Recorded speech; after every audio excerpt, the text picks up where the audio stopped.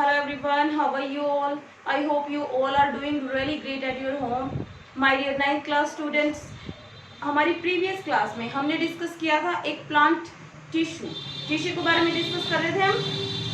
उसमें हमने plant tissue को डिस्कस किया था। अब आपके आगे एक चार्ट आ गया होगा, ठीक है।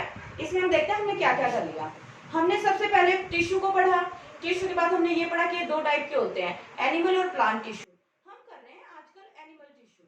एनिमल टिश्यू में क्या आता है बेटा, meristematic tissue and permanent tissue, दो टाइप के थे। हमारी प्रीवियस क्लास में हमने मेरिस्टेमेटिक टिश्यू और परमानेंट टिश्यू भी आगे दो टाइप के आपको दिख रहा होगा, सिंपल परमानेंट टिश्यू और कॉम्प्लेक्स परमानेंट टिश्यू।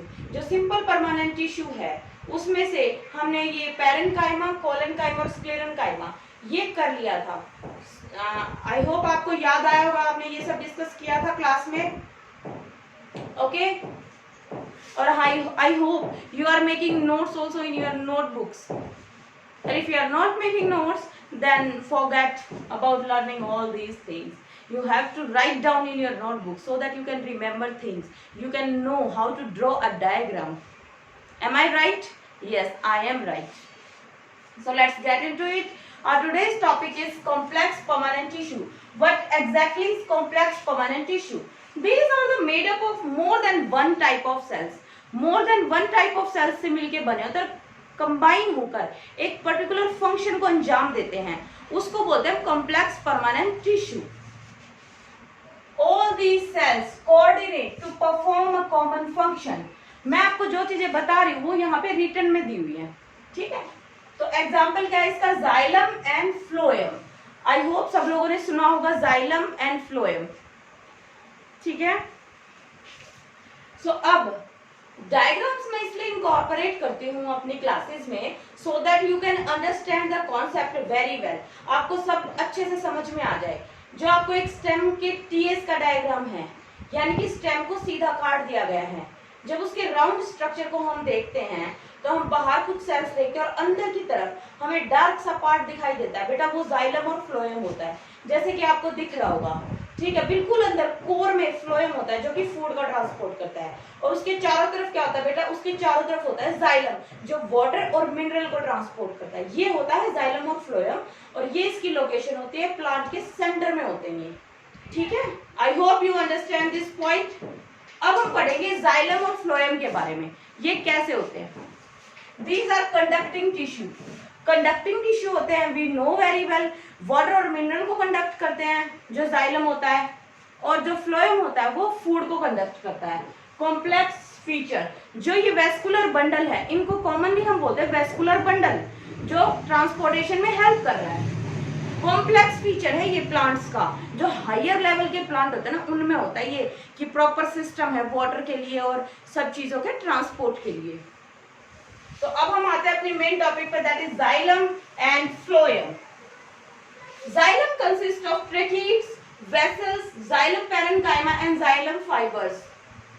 और जो फ्लोएम होता है उसमें क्या क्या होता है बेटा, seed tube sales, companion cells, phloem parenchyma and phloem fibres. जो फाइबर्स होते हैं वो मेनली सपोर्ट का काम करते हैं। हम पढ़ते हैं एक एक के बारे में। ट्रैकीड्स और जो वेसल्स होते हैं बेटा, ये आपको दिखाई दे रही है, ये ट्रैकीड्स होती है, इनमें पिट्स होते हैं, लेकिन इनकी थिकनिंग होती है इनके पास।